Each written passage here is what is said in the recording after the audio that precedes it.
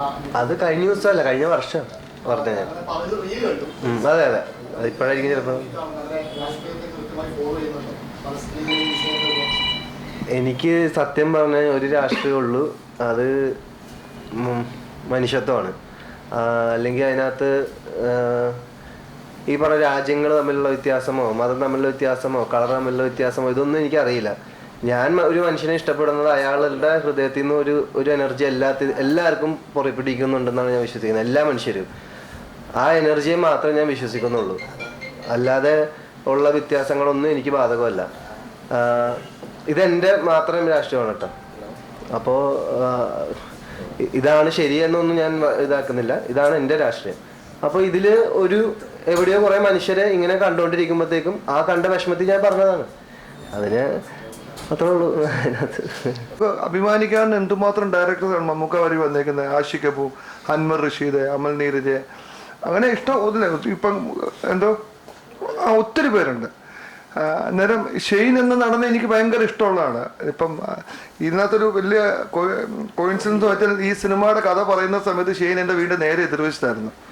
നേരം ഈ ഇൻഡസ്ട്രിയിലൊക്കെ ഇങ്ങനെ പറഞ്ഞു കേട്ടിട്ടുണ്ട് ഷെയ്നും ഓഴപ്പനാന്നൊക്കെ പറഞ്ഞിട്ടുണ്ട്. നേരം പിന്നെ എനിക്കുള്ള ധൈര്യം എന്ന് വെച്ചാൽ ഷെയ്ൻ നേരെ വീടിൻ്റെ ഓപ്പോസിറ്റ് ആണെന്ന് കേട്ടതായിരുന്നു ധൈര്യം, പിടിച്ചോണ്ട് പോകല്ലോ.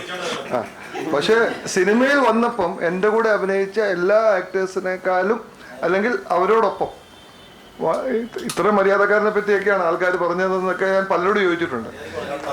അതെ, ഇത് കഴിഞ്ഞ് ജിത്തു ജോസഫ് ഞാൻ വളരെ ഇഷ്ടപ്പെടും. അദ്ദേഹത്തിന്റെ പടത്തിൽ അഭിനയിച്ചു. അദ്ദേഹം ഒരു ദിവസം എന്നോട് ചോദിച്ചു, സന്തോഷം ഈ ഷെയ്നെ പറ്റിയാണ് ആൾക്കാർ ഇങ്ങനെയൊക്കെ പറഞ്ഞത്. ഞാൻ പറഞ്ഞു, സാറേ ഇതാണ് നമ്മുടെ നാട്, ഇത് ആവശ്യമില്ലാത്ത ഒരു കാര്യം പറയും. അത് നമ്മളെപ്പോഴും അങ്ങോട്ടും ഇങ്ങോട്ടും ഇടപെടുന്ന പോലെയാണ് ഏത് ഇൻഡസ്ട്രി അല്ലേ, ഏത് ഇൻഡസ്ട്രിയും അങ്ങനെയാണ് പോകുന്നത്.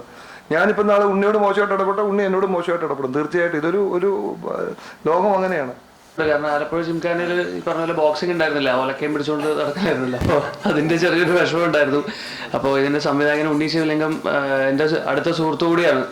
അപ്പോൾ അവൻ്റെ ആദ്യത്തെ സിനിമയിൽ ഇങ്ങനെ ഒരു വലിയ ഭാഗമാകാൻ സാധിച്ചതും ഇതിനുവേണ്ടി അതിനൊരു പ്രത്യേകം നന്ദി സന്തോഷ് സാറോടും അതുപോലെ തന്നെ ബിനു ചേട്ടനോടും പ്രത്യേകം നന്ദിയുണ്ട്. കാരണം ഞാൻ ഇവരോട് പറഞ്ഞിട്ടുണ്ടായിരുന്നു, എടാ ജിംഖാനയിൽ ബോക്സിംഗ് ഒന്നും ഇല്ല, പക്ഷേ ഇവ പറഞ്ഞ ശരിയാക്കി തരാം.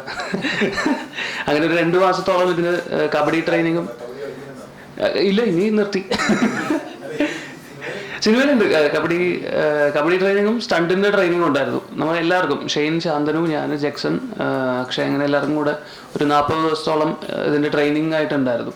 അപ്പോൾ അത് അന്ന് മുതലേ ഇവരായിട്ടൊക്കെ ഭയങ്കര പരിചയമായി. എനിക്കൊന്ന് ആ സുഹൃത്ത് ബന്ധം സത്യം പറഞ്ഞാൽ സിനിമയിലോട്ട് വന്നത് ഗുണമായി തോന്നുന്നു. കാരണം ഇപ്പോൾ തിയേറ്ററിൽ സിനിമ കണ്ടവരൊക്കെ ഒരു ഫ്രണ്ട്ഷിപ്പിനോട് ഇതായിട്ട് ഭയങ്കര അധികം സീനുകൾ ഇല്ലെങ്കിലും അത് ഭയങ്കരമായിട്ട് കണക്റ്റായി എന്ന് പറഞ്ഞിട്ട് കുറേ അധികം ആൾക്കാർ മെസ്സേജ് ചെയ്യുന്നു. അപ്പോൾ ഭയങ്കര സന്തോഷം. അത്ര